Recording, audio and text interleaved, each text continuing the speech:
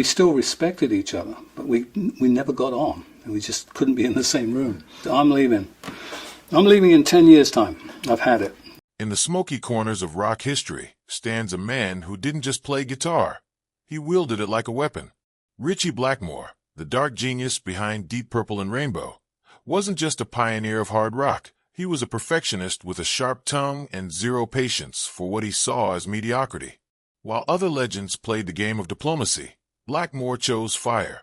He praised no one lightly, and when he hated a band, he made sure the whole world knew. To him, music was sacred. It demanded skill, discipline, and soul, not costumes, not echo pedals, and definitely not recycled riffs. Whether you were topping the charts or selling out stadiums, if you didn't meet his standards, you were on the chopping block. Welcome to another deep dive into rock's most ruthless rivalries. Today, we're peeling back the curtain on 5 iconic bands that Ritchie Blackmore didn't just dislike, he flat-out despised. From punk-infused pop to face-painted showmen, these are the names that drew his sharpest wrath. Number 1. The Police. I hate the Police. By the time the Police were ruling the airwaves in the late 70s, Blackmore had already become a rock legend. He'd built Deep Purple's heavy sound and led Rainbow with his signature mix of classical and hard rock. So when the Police came in with their punk reggae pop fusion, Ritchie wasn't impressed. Actually, he hated them. He said it flat out in a 1987 Metal Hammer interview. I hate the Police. He saw their rise as proof that rock music was losing its edge, getting too soft, too poppy, too safe. While Sting and his bandmates were experimenting with catchy grooves and radio-friendly hits, Blackmore was still pushing for loud, aggressive, guitar-heavy rock. During a tour in Australia, he noticed that outside of ZZ Top, most bands sounded like the Police, and that drove him crazy. For Ritchie, real rock was supposed to be powerful, technical, and raw, not laid back and light on guitar solos. To him, the Police represented a shift in music that he just couldn't get behind. The smooth vocals, reggae beats, and atmospheric sounds? That wasn't rock. Not to Blackmore. Even though the Police found massive success with hits like Every Breath You Take, Blackmore saw them as a sign that rock was heading in the wrong direction. He wasn't just bashing their style.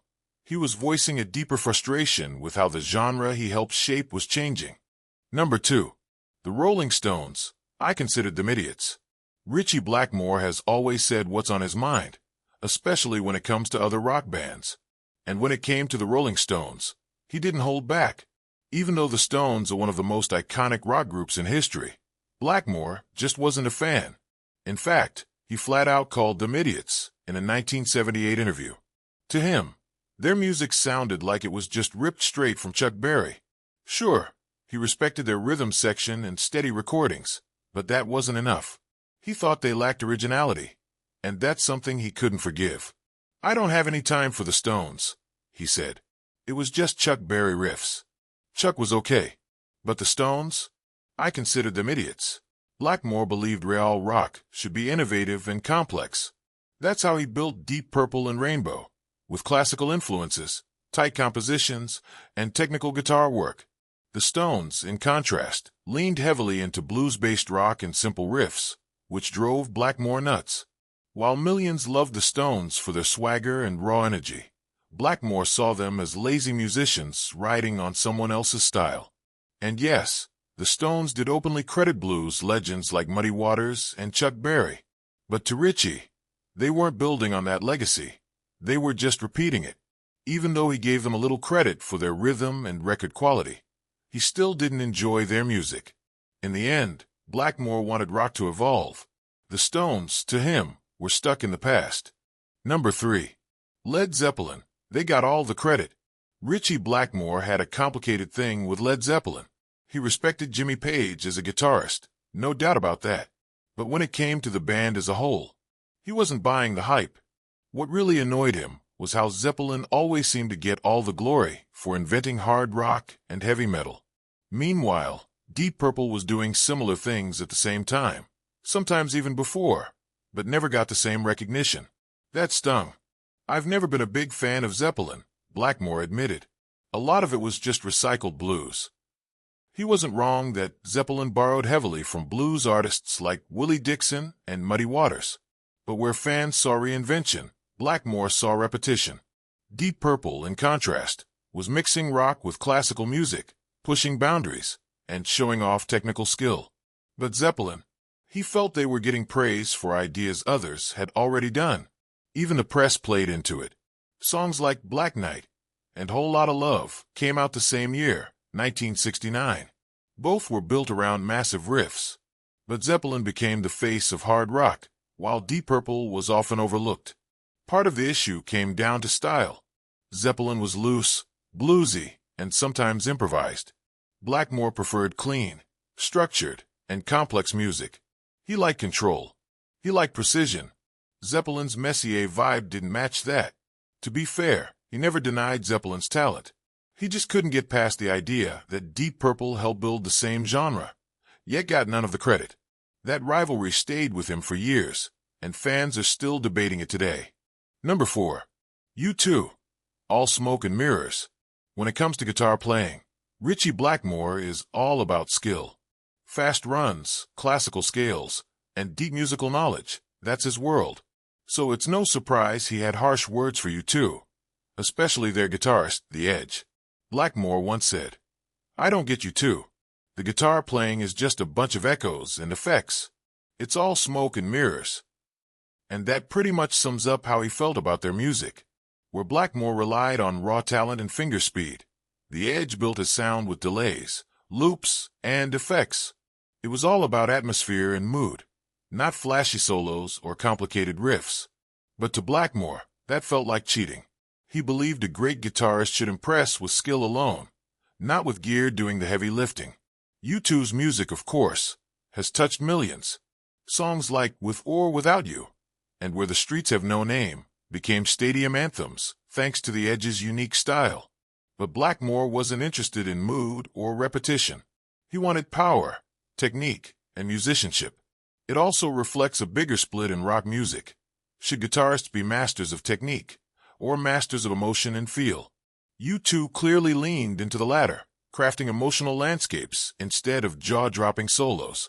Even though Blackmore moved into softer folk and Renaissance music later in life, his views on this never really changed. Effects were still a crutch in his eyes, and U2 just didn't meet his standards. Number 5. Kiss. More makeup than music. If there's one band that truly rubbed Ritchie Blackmore the wrong way, it's Kiss.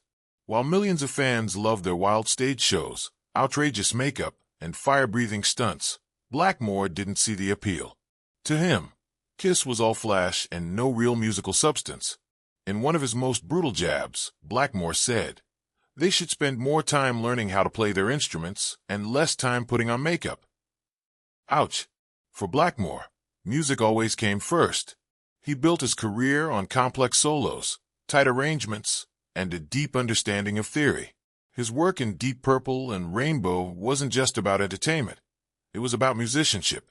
That's why Kiss drove him nuts. They were entertainers first, musicians second. While Kiss became a cultural phenomenon with their over-the-top personas, the Demon, the Starchild, the Spaceman, the Catman, Blackmore saw it all as a distraction from the music itself. He believed a good band should stand on talent alone, not fireworks and face paint. Now, to be fair, Kiss never claimed to be about technical brilliance. Gene Simmons has always said they were more about putting on a show and giving fans a night to remember. And with over 100 million records sold, their formula clearly worked. Still, to a guy like Blackmore, who spent years perfecting his craft, Kiss symbolized everything that was wrong with rock music becoming a circus.